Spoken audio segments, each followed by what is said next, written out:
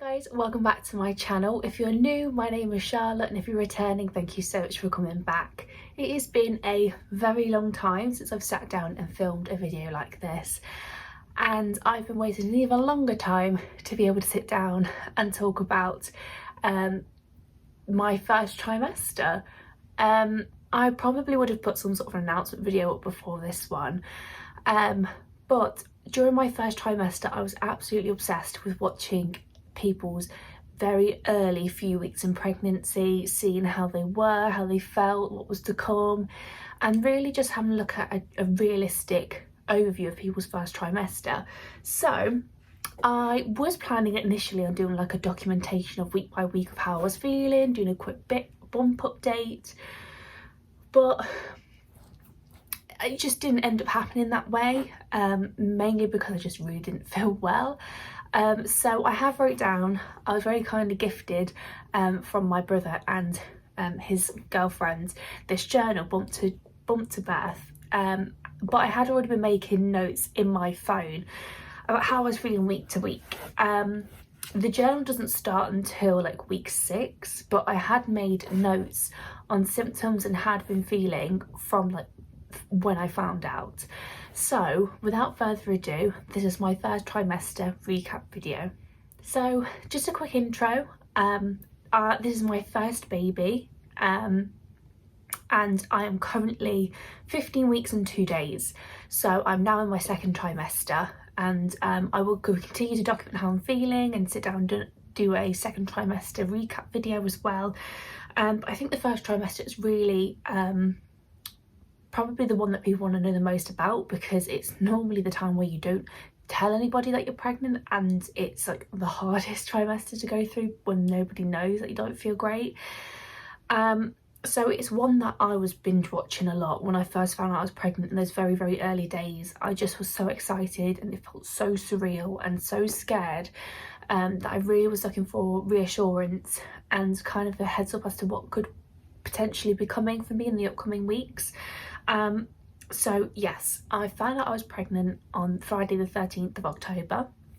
Lucky for us, we had just come back from a holiday, a log cabin holiday, and yeah, I was due on my period on the Friday. Absolutely did not think there'd be any way that I'd be pregnant. Just really didn't think it would have happened that month.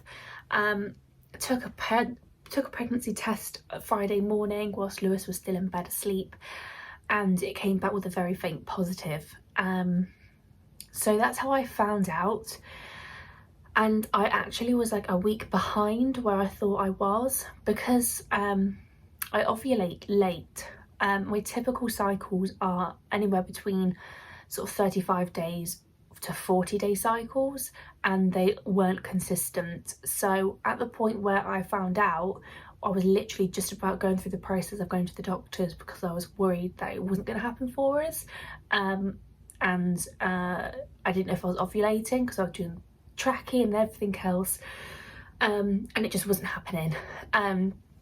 So yeah, we were at the point where we were just I was worried that it wasn't going to happen for us, and I've got videos, and I don't know if I'm going to put them up, of our whole trying to conceive journey, literally from like when we decided we were going to start trying up until finding out.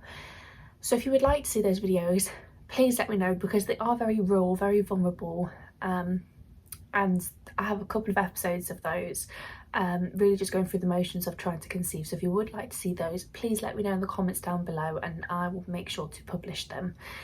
So yeah, because my cycles were all over the place, it was telling me that my due date was like the 15th of June or something like that, and due dates are always changing. But yeah, with how I was feeling the first 2 weeks after I found out, I had no symptoms, which was great, but also quite nerve-wracking and really worrying, because I just didn't believe it. I could not believe that it had happened. One, that it happened, and two, just like October of all months was really not the month that I thought was going to happen. Like September, from when we conceived in September, just was like a completely, I wrote off the month.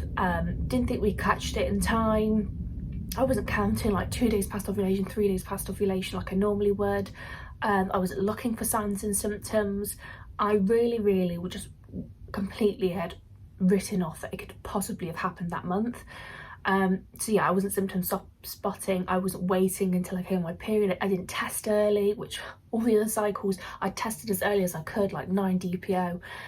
But I really waited until my period was due, and it did help that we were away because I didn't take any tests with me.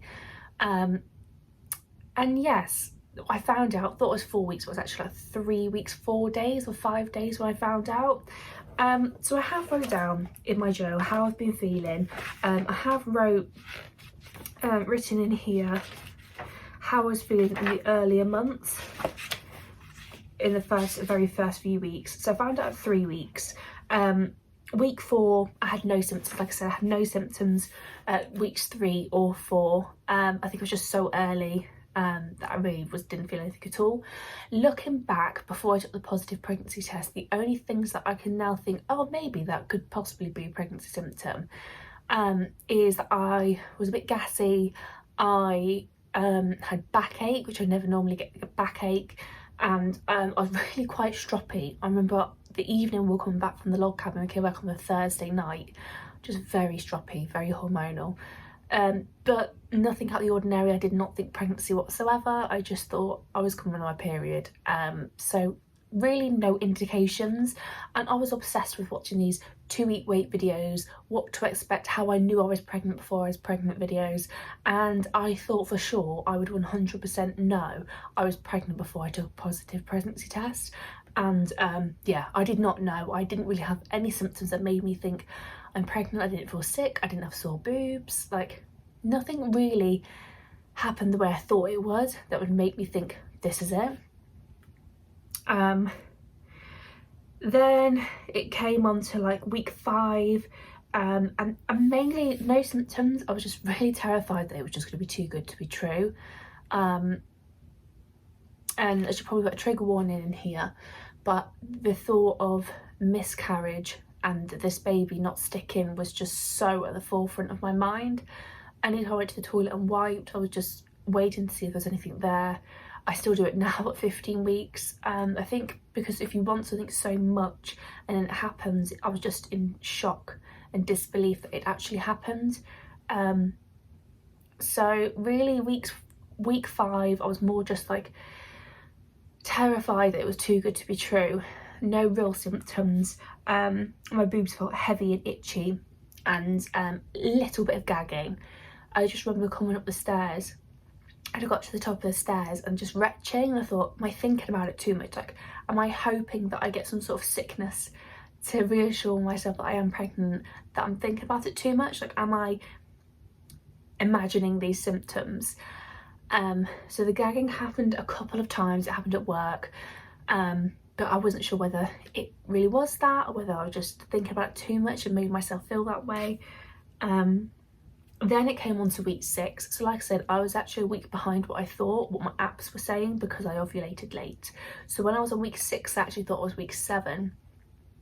And I was getting really worried by week 7, because what I was seeing on a lot of these people's first trimester videos is week 6 is when the sickness starts and where real symptoms start. So when week 6 had gone, I was on week 7, I was like, I don't know if anything's happening here because I just feel normal. But then I realised I was actually a week behind. So week 6, I had heartburn started. The gagging started being more often, and then I was actually sick. And the first time that I was sick, it was kind of like a relief. Like, I was almost happy that it happened, because it was like a sign that like this wouldn't normally happen. Like, I am pregnant. And also, one thing to mention is after I got the positive pregnancy test, like the next 7 days I was constantly taking tests just to make sure that it was still positive, just because it really didn't feel real, and making sure that the lines were getting darker, so that the hormones were like increasing. And you can completely get lost down a rabbit hole if you look in these TTC videos, and yeah, it's a complete minefield, TTC, and even when you get your positive, it's a whole other minefield. So yeah, I was continuously testing even after I got my positive. But then when the sickness started, it was almost reassurance for me that like something is happening here. And I didn't get crazy nausea, it was just sickness, like actually being sick in the mornings. Breakfast was tough for like a couple of weeks. Like I struggled to eat breakfast because I'd rather be sick before rather than after, because this is going to get really TMI, but if you're sick after you've eaten breakfast, like it's so revoltingly thick. I'd just rather be sick in the morning. So that's when the sickness started at week 6. Towards the end of week 6 I started to get headaches, and week 6 is when I started to really go off food and hot drinks. We immediately bought decaf tea bags and coffee. I had one decaf tea, took a sip of it, and it just tasted so vile that I just couldn't. And I still have not had any hot drinks. I tried fruit tea probably at like 10 weeks and I just couldn't do it. It just comes straight back up. I don't know what it is about hot drinks, teas, coffees, fruit teas. I can't do them. So I haven't had any hot drinks, and that started from week 6, going off my food. And even now into my second trimester, my appetite has majorly decreased. And essentially I feel like I've reverted back to being a child. Worse than that, because I was not a fussy eater even when I was a child, but now it's yeah, I'll go into that a little bit more about my food as the weeks go on. But food has been the biggest thing for me that I've really that has really changed up my taste buds.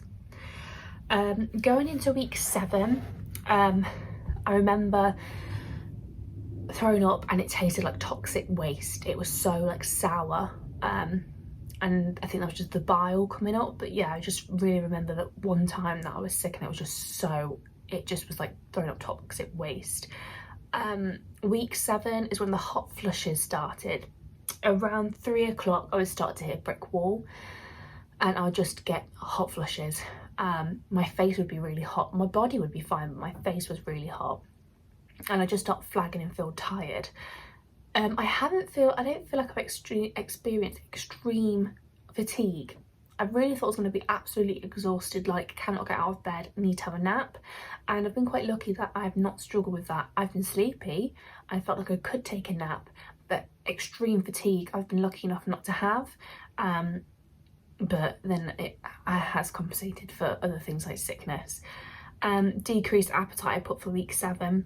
Eat a little and often, but struggle at dinner time.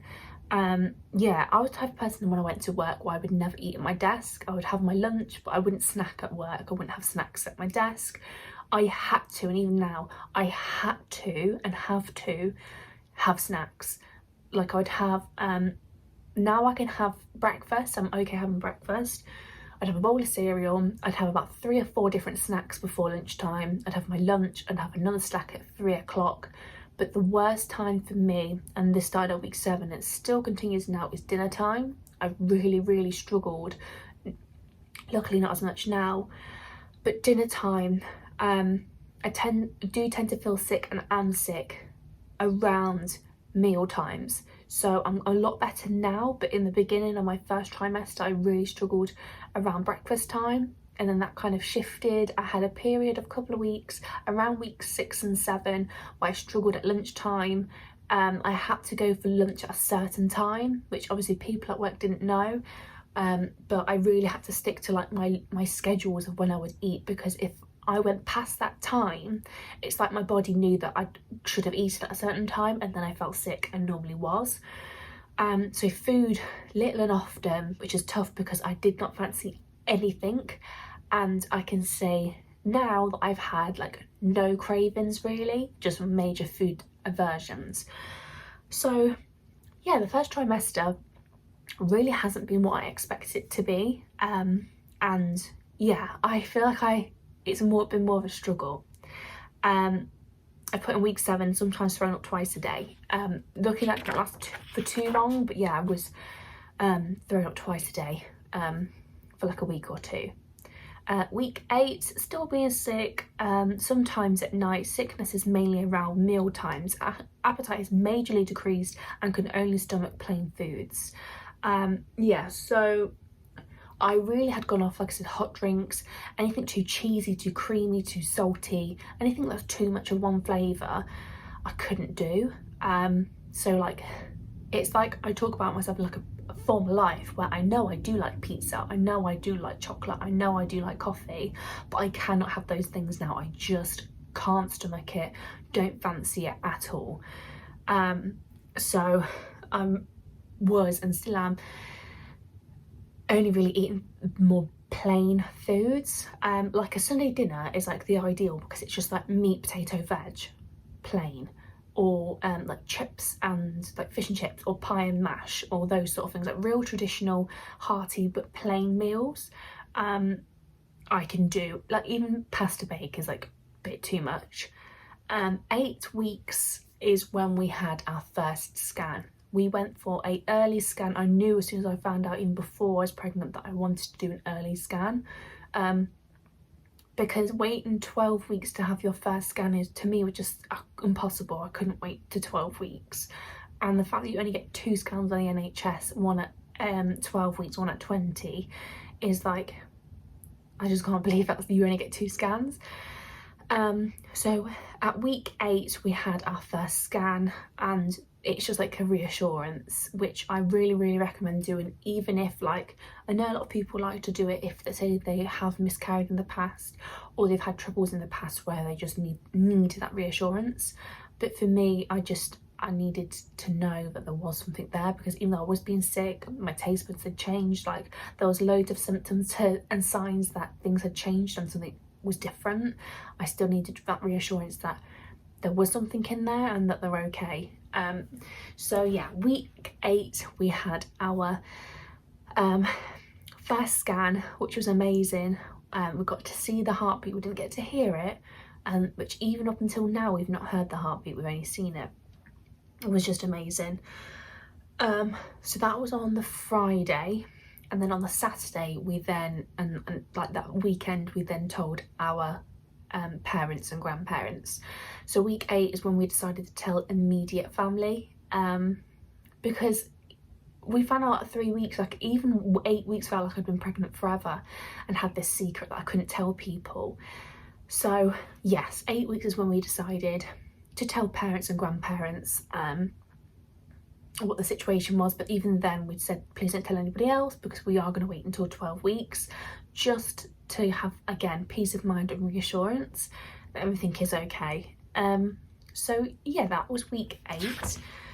Then week 9, symptoms. Week 9, backache, no food sounds nice, decreased appetite, headaches and hot flushes. From about week 9 the symptoms kind of stay the same, because predominantly the symptoms I have experienced, like the strongest ones, has been decreased appetite, food aversions, headaches and hot flushes. That's kind of been a thing that's stuck. So week 10, not feeling as nauseous but still being sick. My nipples started to look different from week 10. I was still checking every day in the mirror, still do it now, to see if I've got a bump. I was obsessed with TikTok, still am, looking at people's bump progressions and bump updates, and I was seeing some women starting to get like a little bump at 7 weeks. So I was like convinced around 7 weeks that I'd get a little bump, and even now at 15 weeks it's like, it just looks like I've put on weight. There's not really like a proper bump. So that was one thing I wasn't expecting. I thought I'd like definitely have a bump by now, but I don't really think it's there. Week 11, headaches, heartburn, can eat more at breakfast but still struggling with food at dinner time, hot flushes and getting a small bump at the bottom of my belly. So week 11 was just when I noticed like a small little flick at the bottom of my belly, that I was like, maybe, but I'll probably just focus on it too much. So yes, that was week 11. And then week 12 is, I put week 12, we made it, we made it, heartburn at night. My heartburn really ramped up. I started now taking Gaviscon because it would get to a point where like it gets to a point where I couldn't eat my dinner because it just spoilt it. More sickness at night, headaches and constipation. That lasted for about 2 to 3 weeks, where it's only just going back to normal now. Normally I have the opposite problem because I have IBS, but in pregnancy, yeah, constipation is a real thing. Week 12 we told our friends, and I think I told work around 12-13 weeks, and we had our 12-week scan, which was great. It went really well. The baby's really healthy. Unfortunately, when we had our 12-week scan, the kind of TV that was opposite where I was lying down on the bed wasn't working, so we only really had the monitor next to where the sonographer was looking at to turn the screen around to see baby. So actually Lewis saw way more of the baby at that scan than I did, but from what I could see, they looked really happy and healthy in there. They were kicking away, like kicking my bladder so much. My bladder was actually too full, so I had to go to the toilet and relieve my bladder so that she could properly see the baby, which I didn't know was a thing because they tell you before every scan to go with a full bladder up until 20 weeks. In between this time, around 10 weeks, I had my booking appointment with the midwife, which is like an hour-long appointment, which they basically just go through like my medical history, family history, and also Lewis's history, medical history. It's basically just to make sure that if there's anything they need to be aware of. They take your blood, you have to bring a urine sample, and yeah, also just to see if you're going to be